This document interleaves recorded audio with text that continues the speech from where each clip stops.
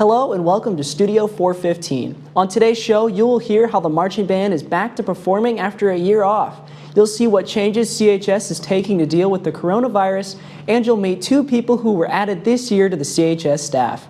All of that and more coming up next.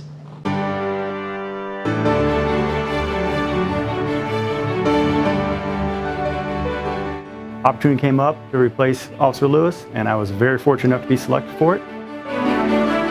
Everybody can understand what it's like to go through something of a great amount of adversity. The students being empowered creates a safe school, so I think communication is important there.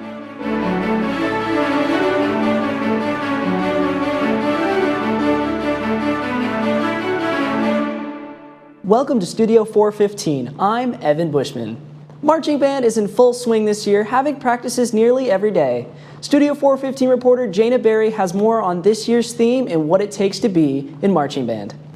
Thanks, Evan. To some, marching band comes across as a low-effort sport, but combined with up to 7-hour practices and extreme heat, these Chargers march, and they march with passion. On August 20th, Carroll High School's marching band finally claimed the spotlight during the first football game of the season. To the marching band, this was a big moment after not being able to perform at all for over a year. Due to COVID-related setbacks, their 2020-2021 season was lost. This came as a surprise to many, as other sports such as football kept their season and continued to play. Carroll senior and drum major REBEKAH SPIETH says the year was void of all emotion. And it was kind of just like an emptiness. It wasn't like necessarily a really deep sense of sadness. It was more of just like I'm not feeling anything at all because marching band brings so much emotion to my life, and so not having that just felt really empty and really like odd. But a new school year brings new opportunities, and these Carroll Chargers are ready to march. Wanting to continue the more inspiring themes such as 2020's show, Shine, band director Doug Hassell plans on making this year's theme larger than life. So I think what's really different about this year's show and the theme of it is that it's 100% relatable by anybody who experiences it, whether it's the students, whether it's the audience members, whether it's the judges. Everybody can understand what it's like to go through something of a great amount of adversity. After enduring 3 straight weeks of intense band camp, the band was more than excited to bring their hard work onto the field. Though they only performed a piece of their show for this year, the student section had exploded with cheers. Section leader of the drumline, CHRISTIANSON, recalls his feelings. That's my favorite part, is seeing all of these schools come together after the literal hundreds, maybe thousands of hours of practice to put a product on a field that's only 8 minutes long. That's the best feeling in the world. After the rough previous season, the marching band is doing what seems to be the impossible this year, performing their hearts out. Marching band practice takes place here every day on their brand new field. If you'd like to come support the marching band, come to a football game and give them the applause they deserve. For Studio 415, I'm JAINA. Being in school for only a month, the mask mandate rules for NACS have already changed drastically for students. Studio 415 reporter Blake Demlin has more on how these changes have impacted those inside the district. On June 30th, Governor Eric Holcomb shifted the mask mandate to optional inside Indiana schools. This would leave the decision up to the school boards as to whether they would like to enforce masks or not. With this change, the NAS board decided that at the beginning of the year, masks would be optional. This left students, parents, and faculty excited in hopes that things were finally beginning to go back to normal. I personally think it's great that they gave us an option to wear a mask and not to wear a mask. I personally don't wear a mask, but I'm glad they gave us an option. Even though students were excited about the new year without masks, this will all change on August 31st when the school board voted 3-2 to reinforce the mask mandates. The total number of student cases is 169. During the entire 2020-2021 school year, 377 students tested positive for COVID. The mission of Northwest Allen County Schools is to develop the talent and nurture the creativity of each learner. We accomplish our mission by providing healthy and safe learning environments that engage, support, and challenge each learner to become a leading member of our community. Students across the school have mixed feelings about having to wear a mask again.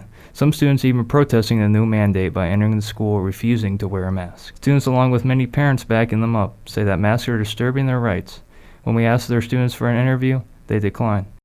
Other students, however, say that wearing a mask can guide us in the direction of being able to get rid of masks in their entirety. I feel like if COVID cases are skyrocketing, I will really just want to do anything to keep us in school. So if the mask is one step towards keeping us not going online, then I'm definitely for it.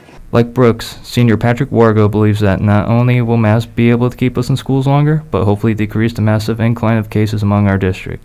I saw that the COVID cases and quarantines were rising, and I really don't want to go back to online school, so I think masks are a good way of minimizing the losses due to COVID. As for now, the mask mandate in the district is only to last until fall break. Administrators ask that we all wear our masks to make this happen. For Studio 415, I'm Blake Dimlin. One of the new additions to the Carroll staff wears many hats. To some, he is a basketball coach. To all, he is an assistant principal. Studio 415 reporter Kyle GOEGLEIN got to know Ryan Abbott and brings his story to you. His journey started as a 6th grade math teacher at Carroll Elementary, where he worked for 3 years before moving to DeKalb as an assistant principal. Starting June 15th, Mr. Abbott transitioned from DeKalb Elementary to Carroll High School. Filling an open spot as assistant principal, Mr. Abbott's main priority as an administrator is to serve the students and staff of Carroll High School, but this title requires much more, such as working with the special education department. Yeah, I attend their monthly collaborations in the morning. We have a department chair that leads those meetings, and I'm kind of a nice bridge to communicate with our administration meetings and information to the special education department. So that works out well. I'll evaluate the teachers in our special education department and offer feedback, and as good as we are, we can always get better. Abbott can be found participating and directing school safety, which will range from ensuring students have masks due to the reinstated mask mandate, to monthly drills such as fire drills, lockdowns, Alice drills, and overseeing training to keep the students and staff at Carroll High School safe. Abbott also monitors Seat Lunch in the Freshman Center, collaborates with school board, and is the coach of Carroll High School's men's basketball team. Currently, he and his team are practicing once a week in preparation for the upcoming season. The administration and the basketball position kind of tied together, so it worked out really well. I had previously taught Northwest Allen and previously taught at Carroll High School. I had a great relationship with Mr. Dan Ginder. I think very highly of his work ethic and integrity.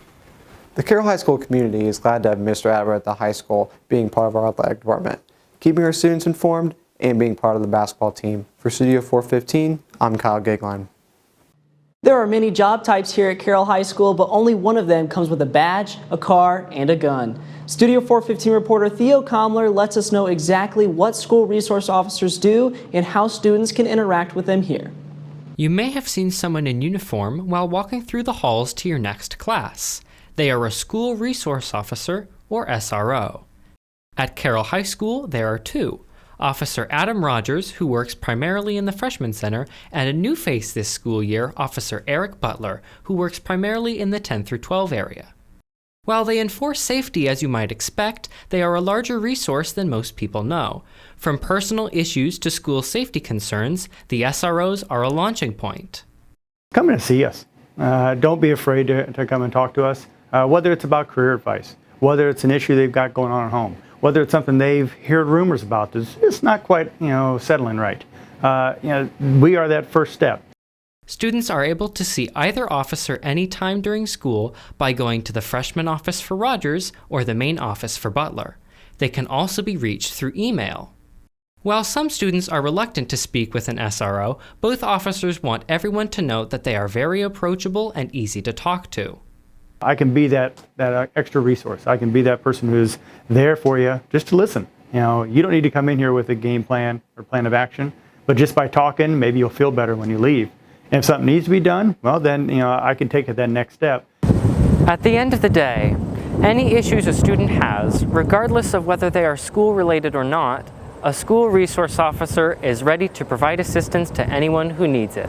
Reporting for Studio 415, I'm Theo Comler. And that's all we have for today. Thanks for watching. If there's a story you would like us to cover, please let us know. For all of us here at Studio 415, have a great week, Carroll. Sunny days and friendly smiles, walk the halls with me.